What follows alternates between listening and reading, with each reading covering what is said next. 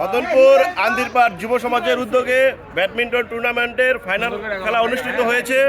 উক্ত খেলায় হৃদয় অ্যান্ড ইমাম হাসানের বিপক্ষে সজীব এবং ফরাদ খেলেছে। তাদের মধ্যে বিজয়ী হয়েছে হৃদয় অ্যান্ড ইমাম হাসান।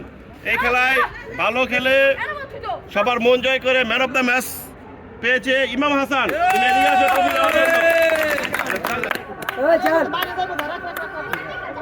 আজকের উক্ত খেলায় রানার্স আপ হয়েছে সজীব অ্যান্ড ফরাদ। তোমরা আসো তোমাদের ট্রফি নেওয়ার জন্য। আমাদের দারুণভাবে উপভোগ করেছি আমরা এবং এই খেলায় চ্যাম্পিয়ন হয়েছে হৃদয় এবং ইমাম হাসান। তোমরা আসো তোমাদের চ্যাম্পিয়ন ট্রফি নেওয়ার জন্য।